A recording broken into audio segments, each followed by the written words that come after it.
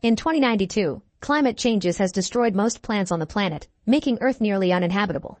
A corporation known as the UTS builds a new orbiting home for humanity that mimics the natural processes on Earth. However, only a few chosen ones are allowed to live there, and even less than that can become citizens. Those remaining on Earth have to deal with a polluted air, high taxes, and extreme poverty. Founder of UTS Sullivan is working on making Mars a new Earth by growing genetically modified plants. He tells a bunch of reporters about all his plans, announcing that the grand opening of a Mars colony will be soon. One of the reporters calls him out because projects so far have only helped the elite and left thousands of people back on Earth, not to mention all the debris flying faster than bullets in space. Workers known as space sweepers have to risk their lives to clean that up, selling the debris later as their only income. Sullivan admits his plans aren't perfect and agrees to have a talk with the reporter in private. On Earth, Tejo is desperate to find his daughter and tries to pay the authorities with the little rice he has left to let him see the latest body that arrived to the morgue. They're used to him doing this often and take him to the morgue, but once again it's a false alarm. The next day a huge piece of debris crashes with a satellite near the solar battery charging area. A group of space sweepers hurries to get hold of it with their ships, but they're suddenly interrupted by the arrival of a ship known as Victory. Android Bub stands on top of the ship and throws a harpoon with a rope that connects to the piece of debris. Then Victory takes off, causing the other sweepers to chase after them. Bub starts rolling the rope to bring in the debris as Tiger handles the ship's machinery so it can run fast and smoothly. When the other ships get close and try to steal the loot, Captain Jang uses Victory's arm to push them away without much trouble. Then pilot Tejo makes a risky move and flies Victory around the solar panels, flying through tight spaces to escape without a chance of being followed. This causes them to almost crash against the residential area, but Tejo moves the ship just in time and they only break an antenna. Afterward they enter the factory, which is a waste management satellite. Tejo sells all the materials they've gathered, but the pay is poor, and on top of that they must pay for the antenna and the corresponding taxes. In the end, the team is left in debt. Tejo reacts badly and the clerk threatens him with a knife to calm him down. On TV, the news show a missing sign for an android called Dorothy, who was stolen from UTS 2 days ago by extremists known as Black Foxes. The girl looks innocent, but she's actually a weapon, so if civilians see her, they should call security instead of approaching her. However, Tejo doesn't pay much attention and leaves. That evening, the tension is high among the Victory crew because of their debt situation. An argument ensues and it soon becomes an actual fight that leaves the humans unconscious. Bubs puts away her money in a box, revealing she's the only one that has been keeping proper savings. Her dream is to get a better body with synthetic skin. Later the crew goes out to work on the debris they picked up, which turns out to be a broken ship in a rather good condition considering it came from an area full of nanobots that eat metal up. Suddenly some lights activate inside the ship, so they open up the cargo box and watch a bunch of airbags float out. Hidden among them, they're shocked to see Dorothy. They take her into Victory and Tejo can't help thinking about his own daughter when he looks at her.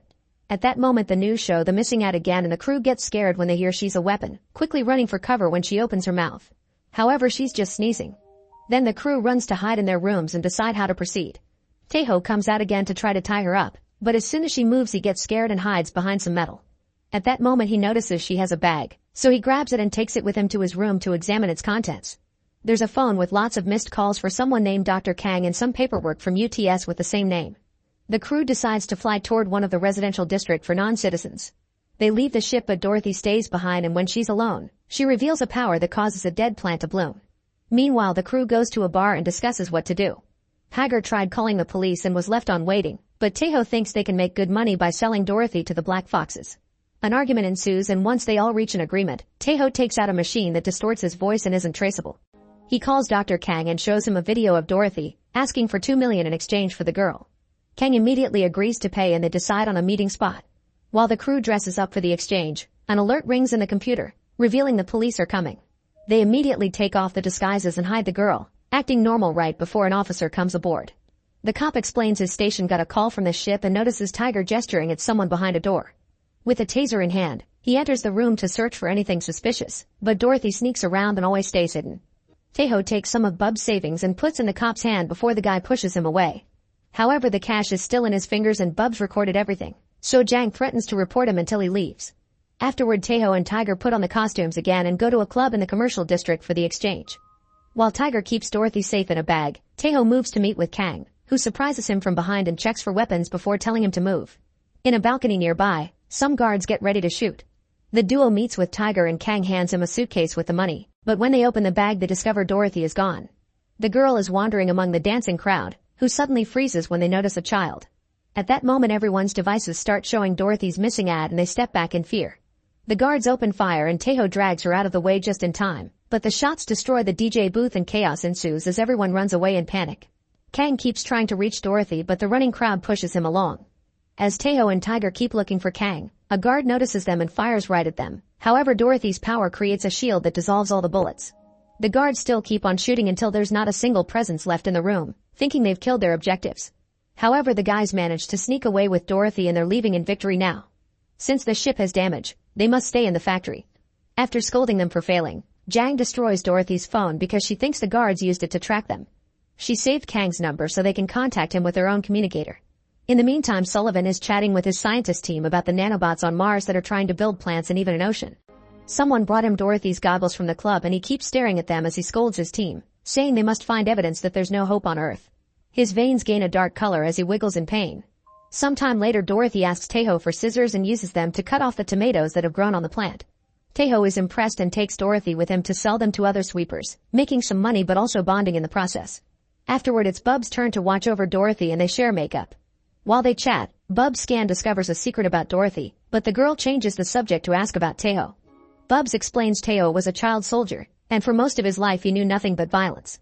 One day during a mission, his team killed a mother and he found a baby in the arms of the dead body.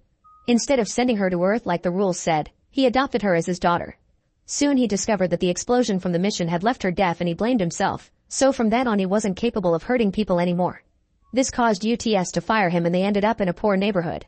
One evening while Taeho was trying to make some money, his daughter wandered away. Suddenly some space debris crashed in the neighborhood, killing thousands of people and sending the others running in panic. In the chaos, Taeho couldn't find his daughter and watched in horror how part of the town flew away into space. Later the authorities explained they had about 3 years to find the body. After that there would be zero chance of recovery because the debris would be too far away. A search company could be hired to find her quickly, but he couldn't afford them. To this day Taeho is still looking for her, that's why he joined a sweeper crew. Bub's story is interrupted when some court agents find her with Dorothy. At that moment the ship's phones start ringing and Taeho tries rushing to it, but the agents stop him. A desperate Taeho just pushes them away and manages to get the call, during which he agrees to a new meeting with Kang. Unfortunately, the court agent sees victory, announcing it's now property of the bank because of the crew's debt. In private, Tiger admits he doesn't want to sell Dorothy anymore because he fears what they may do to her, but Taeho needs the money to find his daughter and the crew needs to get the ship back. When Dorothy goes to the bathroom, a man follows her inside. Suddenly the crew hears her scream and they realize she's been kidnapped. The crew immediately starts looking for her and Tiger remembers the tunnels, so he jumps in there to find a man taking Dorothy away. A chase ensues and Tiger loses sight of them, but Taeho arrives just in time to take Dorothy from the kidnapper by surprise. Then the guy takes out a blade, only for Taeho to quickly bring him down with his soldier training. Unfortunately, the man isn't alone and more masked criminals come out at the same time Tiger returns, angrily beating them all up in just a matter of minutes. Jang also comes and unmasks the leader, discovering the clerk that usually buys their debris. In the meantime, Sullivan is having a meeting with the reporter that called him out.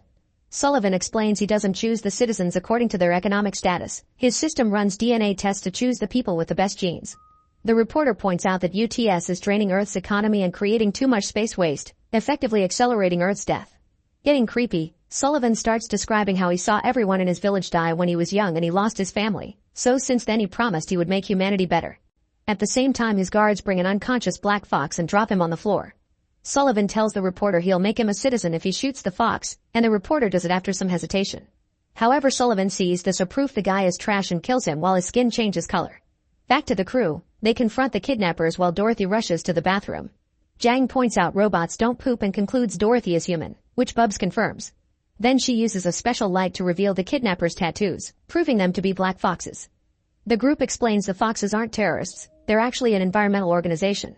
Dorothy was born with an illness that destroys her nerves, so her father Kang injected nanobots into her body. These repaired her nerves but also gave her special powers to make plants grow. This meant she could heal Earth and Sullivan's Mars project wouldn't be needed.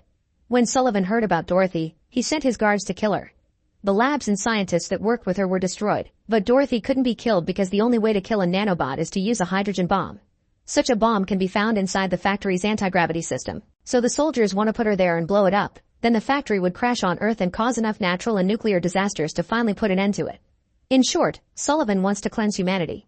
Suddenly they hear some gunshots and discover the soldiers have arrived at the factory and are looking for them by hitting any person they see in the way. The foxes escape through the back door while Jang and Tiger walk normally through the corridors, pretending they're random workers. Taeho takes Dorothy and they escape through the vents, but Dorothy sneezes and a soldier sees them. They start moving faster as the soldier opens fire and Jang creates a distraction by activating Victory. Taeho and Dorothy manage to make it to a bridge and run as they dodge the fire from the guards, jumping at the last second to grab onto the ship before it leaves. When a soldier also jumps and lands on top of Taeho, it pulls at Dorothy until they're both falling. The soldier makes a perfect landing and gets ready to catch the girl, only for Tiger to swing by and catch her first. Once everyone is aboard, Taeho flies out as fast as possible. There are missiles following them and one explodes too close to the ship, sending it flying into the debris field. Soon Victory starts failing and the crew can't keep up with all the necessary repairs, which allows a nanobot infestation to get into the ship. As the nanobots cover the entire Victory, Dorothy activates her powers and sends them all away in seconds. Then she passes out and Tiger notices her heart has stopped, so he immediately starts CPR. To his surprise, Dorothy farts and wakes up as if nothing happened. Soon Victory leaves the debris field and picks up the news, which announced the crew members are now wanted criminals. They've been classified as members of the Black Foxes and even blamed for the attack at the club and the factory. At the same time, Sullivan is going through a medical treatment while looking at the crew's files. Jang used to be an engineer for the UTS Genius program and invented some important devices, however she deserted at 19 to form an anti-UTS organization. She tried to assassinate Sullivan but failed, and her whole group died during the attempt. Tiger used to be a cartel leader on Earth who fled the planet to avoid capture since he was sentenced to death. If he's ever caught, he'll immediately be executed. Taeho was the inaugural commander of the Space Guard and the first soldier who Sullivan carried into the company in his own arms. Moments later, the Victory crew gets a message from the Foxes and they meet inside an old colony. Soon they come aboard and Dorothy runs to reunite with Kang while Jang notices something strange. This place is covered with EMP explosives, which then activate and shut down all the ship's systems plus Bubs. At that moment the soldiers enter Victory and start shooting down the Foxes before kidnapping Dorothy. Jang's crew tries to help her, but the soldiers quickly knock them down. The trio only gets arrested, but all the Foxes are killed including Kang. Sullivan arrives and puts a hand in Jang's mouth to extract a microchemical bomb that she almost used for self-destruction. He doesn't kill anyone because of their shared history and instead monologues about his plan. Then he drops a bunch of money as payment for Dorothy, mocking Taeho for grabbing it to find his daughter. Afterward Sullivan tells his people to put Dorothy in the factory and crash it on Earth. Then he appears as a hologram for all the UTS citizens and announces Mars is ready to be lived in. Back in Victory, Taeho is collecting his part of the money, but the others consider it dirty and don't want it. In fact, they want to rescue Dorothy and ignore Taeho when he says they'll die trying. While Dorothy is tied to the hydrogen bomb, Taeho goes to the search company and pays them to find his daughter. While waiting he looks at her old things and finds some loving words she wrote for him even though during those days he was only a drunkard that ignored her. Realizing he's doing the same now, Taeho runs back to Victory and agrees to help rescue Dorothy. As Taeho flies as fast as he can, Jang takes out her old gun from her rebel days and stands outside the ship to open fire at the incoming soldiers. She can't keep up with everything, so Bubs comes out and starts swinging among the enemy ships, destroying them with her harpoon. Unfortunately, the harpoon breaks and Bubs has to go back. Taeho asks Tiger to push the machinery to its limits and starts flying toward Earth, only to pull Victory back at the last second. The missiles following them aren't fast enough and burn down when crossing the atmosphere. There are still a few ships following them, but Victory goes fast and enters the factory just in time. The crew rushes inside the gravity chamber and rescues Dorothy. Jang checks on the bomb's programming and discovers the detonator is inside it, so it'll go off as she tries to hack it. They need to take Dorothy over 5,000 kilometers away so the shockwaves won't destroy her nanobots. Their discussion is interrupted by the arrival of a soldier, who quickly knocks Taeho and Jang out. Tiger tells Dorothy to run back to the ship while Bubs tries fighting the soldier, but she is easily defeated too. Then Tiger tackles the soldier into a corridor and locks the door behind him. Tiger tries his best to fight, but the soldier is too strong and easily beats him up. A desperate Tiger chooses to open the hatch, causing both of them to be sucked out by the pressure change. With his axe, Tiger defeats the soldier and climbs back into the chamber. The crew gets ready to leave only to hear there are attack drones coming. Jang opens communications with the other sweepers and explains Sullivan's plan, asking for help. Jang flies Victory out of the factory as fast as possible as Jang shoots as many drones as she can. When they make it outside, they discover all the factory workers and other sweepers waiting in their ships. By working together, the sweepers start bringing down dozens of drones at the same time with impressive aim, allowing Jang's crew to safely fly away to save Dorothy. Meanwhile, the recording of Sullivan's monologue made by Victory is sent to the news and now all humanity knows the truth. A furious Sullivan leaves in his own ship and finds Victory, opening fire to stop them. Jang fires back as Taeho flies as fast as possible, but all the shaking causes some metal to fall and trap Jang under it. Suddenly Sullivan uses a mechanical arm to hit Victory, and Jang ends up floating away from the ship. Next Sullivan climbs on top of Victory and Bubs tries to stop him, only to get cut in two. A wounded Jang manages to hold onto the ship and reaches the booster system, activating it just in time to send Victory into a flying speed that throws Sullivan off.